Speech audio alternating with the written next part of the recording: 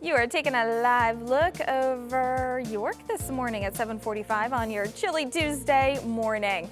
Well, we are kicking off our series this morning. I'm kind of calling it Acne 101. We're with board-certified dermatologist Dr. Holly Gunn, of course, from Lancaster Skincare. Thanks for joining us this morning. Thank you for having me, Courtney. Well, so we're talking to you Tuesdays and Thursdays for the next 2 weeks, all about acne, which is something that it's not just teens that have to fight, right? I'm sure you deal with adults all the time who are dealing with it. Absolutely. And even so, from babies up until 40s or 50s, people are struggling with acne. Oh, and it's such a pain. But I know there's some myths and all sorts of other things that people, there's so much information out there, you just don't know what's right and what's wrong. So let's get into that first. The first thing you always hear, or maybe is a misconception, is that acne is kind of we were kind of joking, a dirty face disease.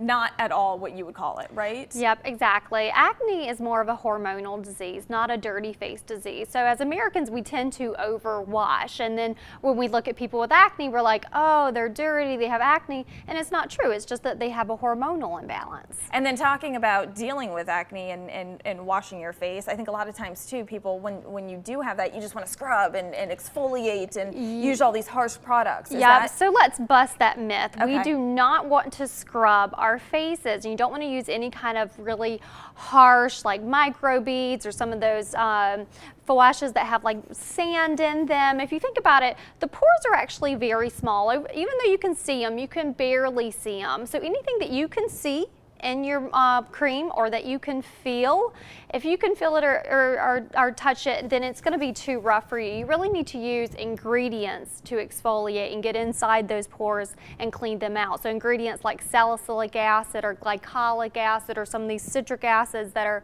available on the market, those are actually going to get into the pores and clean them out, not really scrubbing your face. That's actually going to exacerbate the acne that you have on your face now. It's going to make them look more red and more apparent. And what about sun too? Because I think sometimes people hear, oh, if I lay out in the sun, it'll dry out my skin and it'll help with the acne. That is a big myth that we can bust right here. The sun, even though it is anti-inflammatory, so it can decrease the redness of your acne, overall it doesn't help your acne, and you can actually flare after a couple of days of being in the sun. So I would think that sun, or not even just thinking, I know that actually sun can make acne worse as opposed to make it better, and it certainly can make the scarring from acne worse. I know, let's talk about foods too, because I know growing up I always heard chocolate was always a big cause of acne. Yep, and I wish I could bust that myth because I love chocolate, but research is now getting better at looking into diet, and diet does definitely play a role because it affects our hormones. And again, acne is more of a hormonal disease.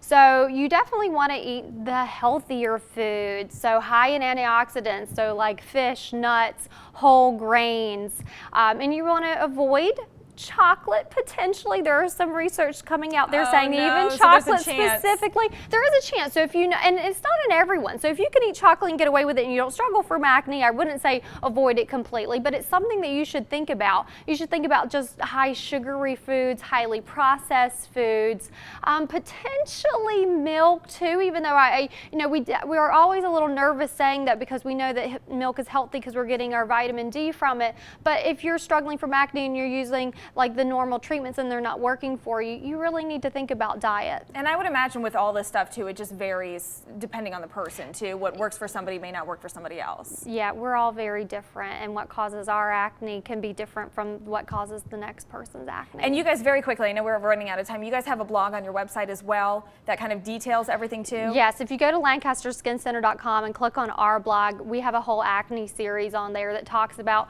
pretty much everything that's scientifically proven to help acne. Okay, great. Well, Holly, thank you so much for joining us this morning. We'll put all the information on our website, fox43.com. Just scroll down and click on morning, and then we'll also put a link to the blog as well. Have a great day. Jeff, what's going on? Hey, we're looking at